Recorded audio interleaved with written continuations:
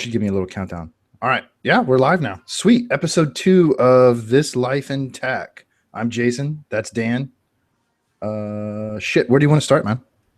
Yeah, well, probably kind of picking it up where we talked about last week with privacy and, with the number of things we've got in the news, privacy, encryption, data, we talk about this a lot. The data is neither positive or negative. It's neither good or bad. It's just data.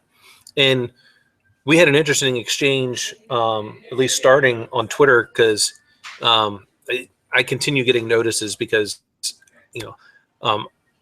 having worked where I've worked in the past, the OPM breach, my entire life is compromised forever. And so I jokingly tweeted out,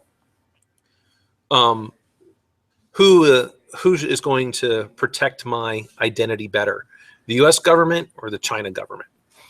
And, I got some interesting responses on Twitter. I think you put something yesterday that, roughly, hey, data doesn't have a trust itself. Just like we just said, it's neither good or bad. It's neither positive or negative. It's just data. It's the people that we have to put trust in.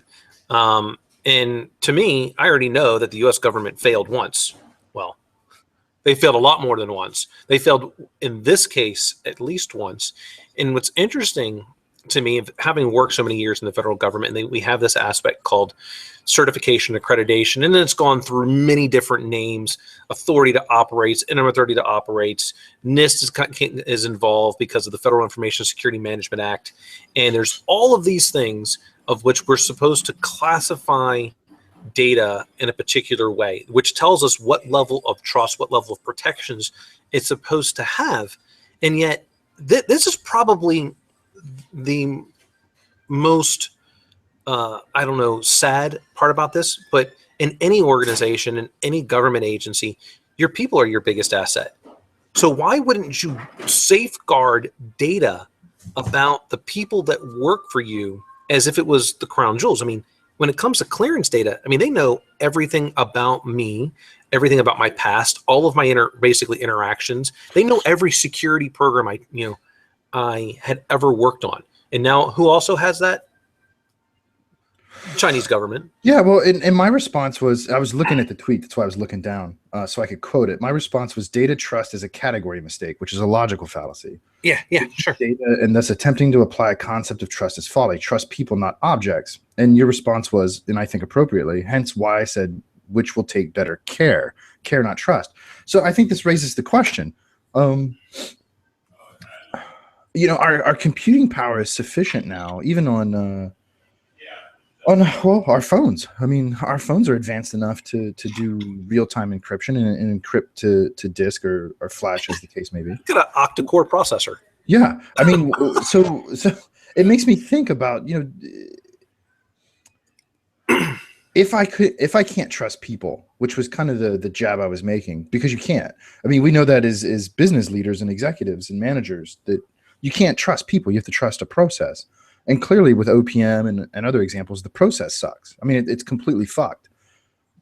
So again, I look at, why isn't the technology picking up the slack? Because that's what technology should do for us in the 21st century. My point being, why don't we just, through the technology, encrypt at rest and in transit natively? Why is encryption an add-on? Why is it something that you have to enable or disable or change? Why isn't everything just fucking encrypted all the time? Well, that kind of goes completely against your privacy aspect from last week. My point last week, if we applied it to this week, would beg the question: at what point in the future will we no longer need to encrypt everything? Right. But for now, as of 2015, with a week left, a little less than a week left. Yeah, a couple of days, right? We have societal issues, right? We have these growing pains that I think they're growing pains. Nonetheless, I still think the question's valid. Why isn't our technology just encrypting the shit out of everything? I see no reason why it shouldn't, but that kind of takes us into a slight tangent. Think about the amount of organizations out there that right now, and this is what's kind of funny, the government doesn't want us encrypting anything, right, except their data. But they couldn't even encrypt my personal data to protect it. But they don't want encryption because they want this is, I'll quote, John Callis, a magical rainbow unicorn key to where only they get access, but no other government in the world. It's quite ironic that everything should be encrypted, especially this kind of data. But yet, when us as citizens want to encrypt our data, they want access to it. That's quite ironic to me, if not sad, that we aren't just encrypting it. And then you have companies out there, look at banks. Banks still require, you can't go and put TLS 1.2 with certain encryption algorithms because they want to still support, like Internet Explorer, 7 or 8 or something like that. And I'm going, hey, look, this is the 21st century. Don't you think people could patch their system within, 7 years? Because I think that's kind of when that Internet Explorer, 7, 8 was out. And so we basically weaken the entire ecosystem by allowing backwards compatibility, which was what we talked about a little bit last week. That backwards compatibility crushes us because I can just force the system to only accept the weaker algorithms, and I can now encryption doesn't matter because it's essentially useless. Well, so I find it interesting to think that there's such a deep crevasse between this type of thinking and, well, there's actually two, I think. And now that I'm running through the thread in my head, there's the difference between people like us and the general public. And what I mean by that is because our knowledge is so specialized of working in the field for so long. And the general public, our moms, our dads, whatever, right? Our wives, our brothers, whatever. That really don't understand encryption. They understand that their browser should show the little lock, and maybe that's about it at best. Yeah. And then the organizations or entities, and these are private companies, and more to the point, Congress, that seem to be antagonistic. Not necessarily in a New World Order way, but in a perverse. Well, let me explain it this way.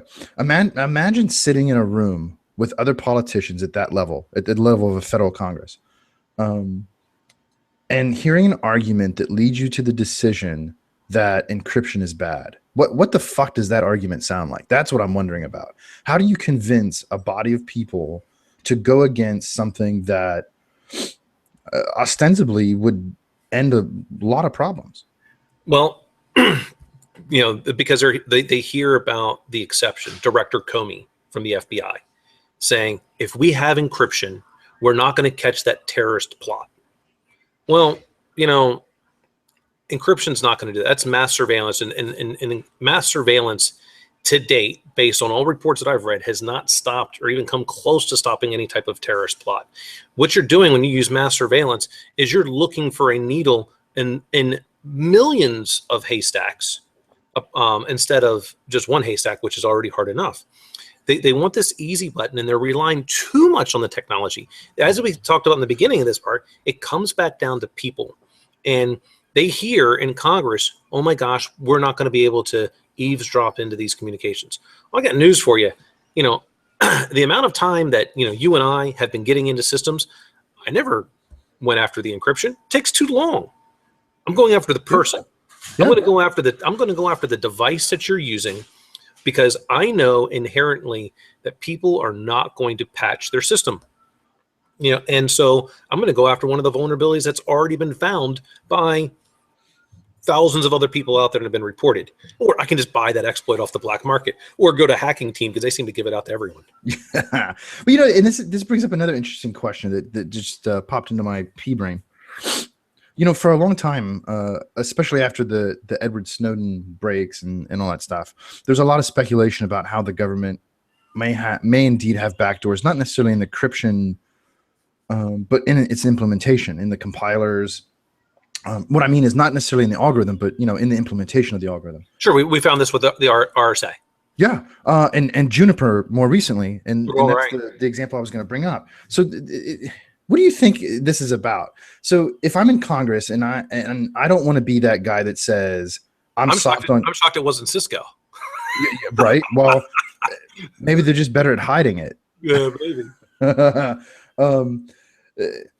If I'm in Congress and I don't want to be that guy that says, hey, I'm pro encryption, and I don't care about catching terrorists, because that's how you would get painted, right? So nobody wants to be that guy, and that's understandable. Those people have families to feed too. So you're anti-encryption. If you knew, or you were told that you had these backdoors, why would you even need to take a stance on encryption? Why is it an issue if these backdoors exist, which we know they do now? That tells me that there's yet another crevasse between the intelligence community and what our purported leaders are being fed as information in order to make decisions. And that scares the shit out of me. I mean, I think this is probably, this comes into the world that I've played quite a bit in terms of need to know. Not everyone in Congress needs to know, because they're not at the right classified level. The only congressman that I would question in this case is the ones on the intelligence committee, because again, you're still Congress. This just comes back to the social contract that's already been breaking down for quite a while. Probably, and I don't think just here in the United States. I think in we'll say democratic societies around the world. Sure. Not just the U.S. Governments have gotten too much power. The people are being dumbed down more and more, and the elite are becoming a leader, and the middle class is becoming more of a lower class in terms of not only wealth but also of knowledge. They're losing that capability to seek knowledge on their own, and that scares me more, because there's no one challenging the system. The government should be in fear of its citizenry, not the citizenry of the government, and that just that bothers me even more so, especially with my heritage. That really bothers me. Well, should the Constitution be amended to include a right to encryption? So what's interesting about that is some of the things that I've been following. We have this aspect to a right to privacy through different Supreme Court decisions. I wrote about this on my 4th of July blog, that we have the right to be free from government intrusion, and that aspect happens to be encryption as a way of doing that. There's been other, so at SecretCon that I spoke at, her name is Whitney Merrill, I think is her name. Okay. She was a lawyer for EFF. She's now gone over to the Federal Trade Commission, I think is where she went. Someone can fact check that later, or we can post something about it. But she gave a nice talk about that. In the right to encryption is a Fifth Amendment right of ours. We don't have to self-incriminate. So whatever is in our mind, which is where this aspect comes from, we do not have to give up. So this is why biometrics can be really dangerous if you're using that for your encryption key or a part of it. If it's not a part of it, then they can't force you to give up what's in your mind, unless, and there was an exception she mentioned here, which is interesting to me, unless the government already has knowledge that it exists on that device, that drive, whatever, because that comes back into plain view doctrine, which was always been an exception to the Fourth Amendment anyway.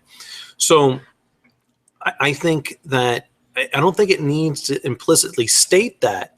However, we have not had a Supreme Court decision, which I think is much easier path, because remember, an amendment requires, 2/3 ratification of the states, something like that. Yeah. Yeah, and so that could take a long time, but a Supreme Court decision could happen at any time. It's just now a matter of someone having enough money, or the EFF or ACLU taking it to the Supreme Court, and then them deciding. Of course, if they decided against encryption being a part of privacy, then I think there is no other way to go around. The only way to overrule the Supreme Court with that case would be a ratification of the states through an amendment. Right. Man, it just occurred to me too, if I were to run for office, this is how I would do it, and not be made out to be the pro-terrorism candidate. Well, that'd be pretty what I would do. You're definitely a Democrat, so. Well, am I? Am I? Just because you don't like Donald Trump doesn't make you a Democrat. I find Donald Trump hilarious. This is going to be great. This is a little bit divergent, but I think there's going to be 4 people who are going to have to vote for president, because what's going to happen is Donald Trump is somehow not going to get the Republican nomination through some, who knows. So he'll go independent, and Bernie Sanders is going to go independent. And so we're going to have someone in the Republican, Trump, Sanders, and Clinton. And now that's going to be interesting. That would Donald Trump is hilarious in the sense that the 80s action movie villains were hilarious because they were just so fucking horrible. Yeah. So he's not even a good villain. Recall yesterday, man, and I'm like, oh shit, that's Donald Trump. But anyway, my point was, if I were a candidate, man, and I didn't want to be the soft on terrorism candidate, that's not my platform. It just occurred to me. This is, I think, what you would have to do. What you have to do is convince all the religious people in this country that the government is out to take away their God and that they need encryption to protect it. I'm not even going near this one. Which should be hard because we're not talking about the intelligentsia of the country. Just convince them that encryption's the way to heaven, and then Obama can't take your prayers. I don't think I'm going to go down that part. I mean, I think there's an easier. What is it? I think they're mutually. I don't think they're. I think they can be mutually exclusive. Right. The intelligence community needs the appropriate funds and resources, and I would eliminate for anything in the intelligence aspect, and even in law enforcement type contracts, the aspect of lowest price technically acceptable. I want the right. If I have to contract it out, I need the right people in order to do the job, because it comes back down to human assets. They're our biggest asset. Encryption is meant to keep to help keep the bad guys out. It's also meant to keep the honest people out. So just like our door locks. But I don't think that our funding to governments, in terms of what I mean by governments here, federal, state, local, municipal, has enough resources for the intelligence community in order to effectively do its job. I don't think we are going to fight a war like World War II ever again. So why are we continuing to build big tanks? I mean, I see the aspect of building a Navy. I don't think you're ever going to get rid of a Navy, especially in the United States, because the reason why we built up a military the way we did, at least in my opinion, is because we never wanted to fight a war on home territory. We always wanted to be the visiting team. So we built it up for our diplomacy, basically, to be a battleship just entered your water space or close to it. And now that has a much bigger effect. So I wouldn't necessarily build things like on tanks and bombers and things of that nature. I would spend a lot more in the intelligence community and cyber warfare, because that's how terrorists are doing today, is through intelligence gathering, through the internet, through cyber warfare, cyber terrorism. And so what we have basically vast resources at our disposal. I would significantly increase the funding towards that. That's an interesting point. So final question for me. What do you think would happen in the future if the U.S. took the lead as I don't think there's any argument at this point, the sole single power left in the world, and completely disarmed its intelligence community? And provided ample proof to the world that indeed it had done it. Not these platitudes of, we won't spy anymore. Real demonstrable evidence that there's no more spying, there's no more listening to conversations, there's no more cyber warfare in an offensive way. And that's not the world that we want to create for the rest of the country. What do you think would happen? If the United States decided to stop doing that? Yeah.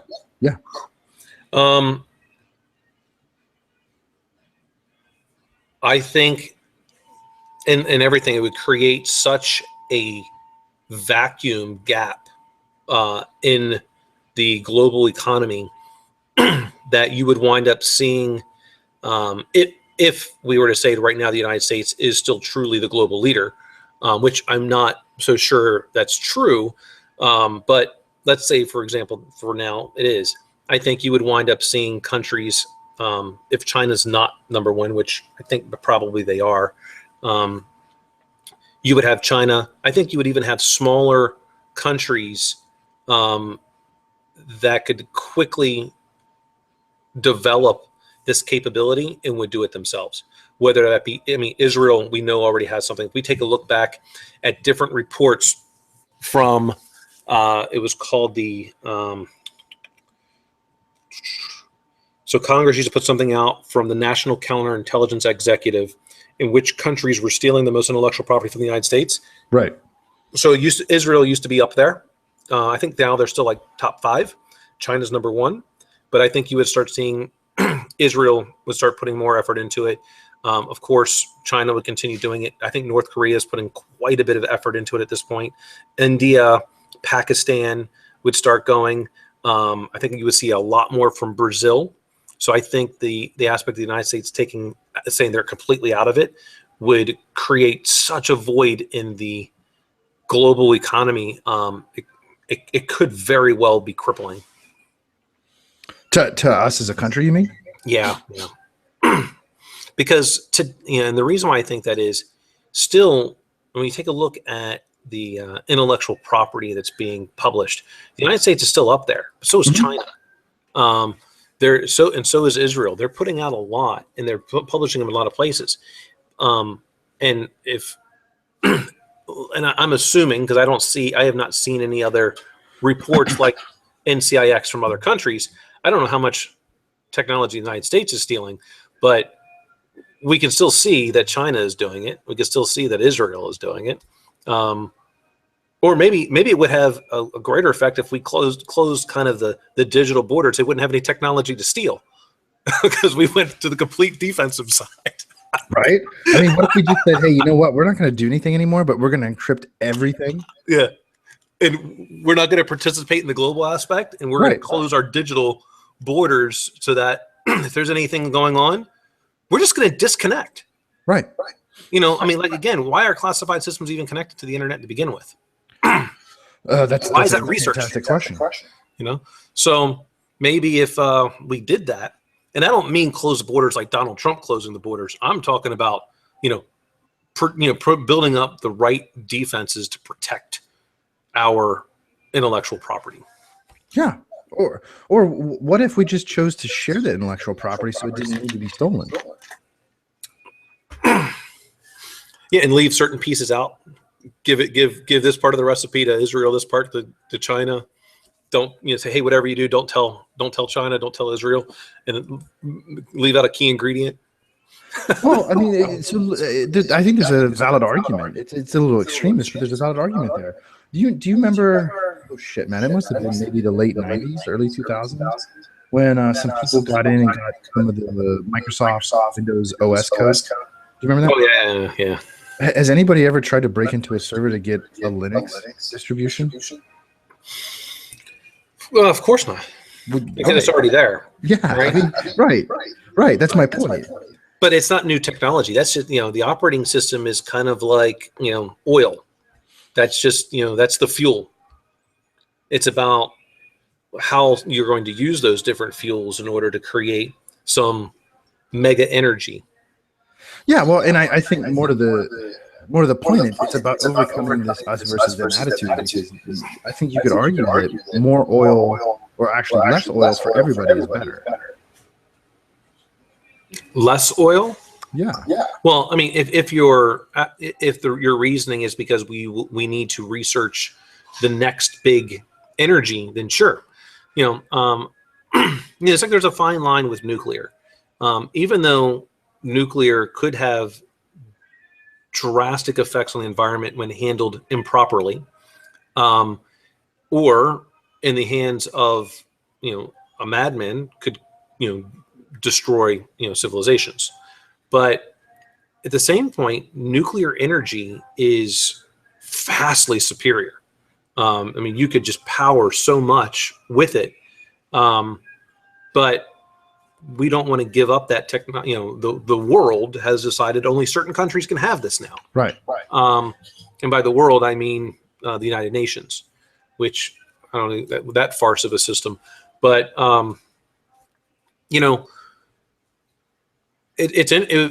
think over time, everyone will wind up having nuclear because they're going to research it themselves. It's like, we can figure this out. If we could figure it out, we know someone else is going to. Well, yeah, I mean, look at the development of solar. There's huge breakthroughs in just the last couple of years that make solar systems way more. So if that's let's for the sake of argument say that's an American intellectual property. Why shouldn't we open it up and share it with the rest of the world? Well, it didn't. Was it Elon Musk that that said he was going to basically open source all of his technology, or at least license it out to everyone? Yep. Why not? I mean, if it's what's the goal? Is the goal to get out of the universe, or is the goal to make money? Well, I think Elon Musk has plenty of money. Maybe he's licensing it for small fees. You know, who knows? I would argue that he can make more money that way. If he's licensing it out, sure. Well, no, if he doesn't have to spend all the resources on protecting his intellectual property, he can spend those resources on creating more intellectual property. I mean, people pay to use his technology, whether it's solar, battery, or car, or Hyperloop. Maybe. I don't know. I mean, I don't know how much he's spending in order to protect it, so I couldn't tell you. Well, think of it this way. If this was a medieval fiefdom, and in this fiefdom was based most fiefdoms off farming, do you make more money off of farmland, or do you make more money off protecting the farmland? Oh, sure. To me, it's the more people that I've got farming my land for me, the better. Right. Well, and the more land you have with the more people farming, would be even better, right? Right. Yeah, not in this case. Them out. Again, it depends on if he's licensing out the technology. Even if it was for a small fee, if he made it reasonable for anyone to have access to it from that licensing, then he'll be making hand over fist. Sure. Because in that particular case, he's giving it out to everyone. Everyone's paying him. He's not charging something unreasonable. He's charging reasonable rates. Everyone has access to it. He can go on to the next thing and still keep making money from the previous ones. Right. Sure. Well, and I think that's what led to everybody hating that cocksucker that raised the price on the drugs.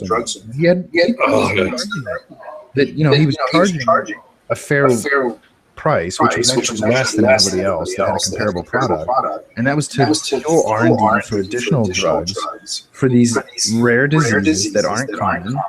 So it's not like an insulin product, right? It's super common because of diabetes. Where he went wrong was being a cocksucker about it, right? He should leave that to me. He should leave that to me. Let me be the only jerk. I'm good at it. Well, and then I wonder if are they encrypting all their data? Do they worry about an intellectual property like that? I wonder if the pharmaceutical companies. Oh yeah, absolutely they are. Yeah, I wonder if Elon Musk does. If I ever interviewed him or met him, that's one of the first questions I would ask him. Do you encrypt all of your data? Wouldn't you be astounded if he said, "What's encryption"? Yeah. you would know he's just a front for some secret society. For some secret society. Oh man. That covers my questions, Dan. I don't have anything else to top that one. Yeah, I think we're. I mean that's pretty much kind of stems up what we've got going on in society today, right? It's about privacy, encryption. They're both two things involved. I think this is going to continue to. These conversations are going to continue to occur. Hopefully, others will join in on these conversations because the more people that are voicing their opinions of this, hopefully we don't wind up doing what happened in the 1970s with Iran, and we'd wind up revolting back to a worse government with more surveillance. Oh, you mean when we deposed a democratically elected leader and replaced him with a dictator? Oops. Well, not just a dictator, a religious dictator. That was not the right religion either, by the way. I don't know which one's actually the right religion, but let's just say it was a religion that basically, took if we just say that they made it to where women took a, huge step backwards in terms of being considered an equal. That would definitely be the wrong one. So, see, somehow we got back to religion, man. Well, because you always want to talk about religion for some reason. I'm fascinated. I mean, I know your faith is very important to you. Yeah. Hail Odin. Right. Well, I guess that's probably it for this week. Yeah, man. Episode 2 in the can. Enjoy your vacation down in I don't even know what to call that state, man. Yeah, it's just sunny out here and it's 80 degrees. Feels You're in great. the land of oranges, and I'm in Orange County. How about that? Yeah, there you go. And at least it's sunlight for both of us. It's fucking cold here, though, dude. Jesus, it was 32 degrees this morning. You said it was cold when it was like 60 degrees when I was out there last time. Oh, man, we were looking at land. Did I tell you about this in Montana? And I checked the temperature the other day, and it was like -9, and I crossed it off the list. I'm fuck this. You'll be there because you don't want to be around people. Yeah, I know, man. I think we're going to book a trip for spring break to go check some land out. Yeah. Cool, man. Nice. All right. Peace, everybody. Thanks for tuning in. Check us out maybe next week for episode 3. Yeah, we'll catch you in the new year. Yeah, no shit. First episode of 2016. Sweet. Yeah, and I think what we should do is make fun of all the 2016 predictions because I bet you that they're all about the same as 2015 and 2014. And I'm waiting for the first person that says that Android malware is going to increase again this year because I think I predicted last year that someone will predict that Android malware is on the rise again. So I guarantee that happens also. But I think we should make fun of some of the 2016 tech predictions. Yeah, let's do that. Let's do a breakdown of the tech predictions and see what's up. I bet it's just synonym changes. Exactly. Sweet. All right. Later, everybody. All right. Peace. Bye.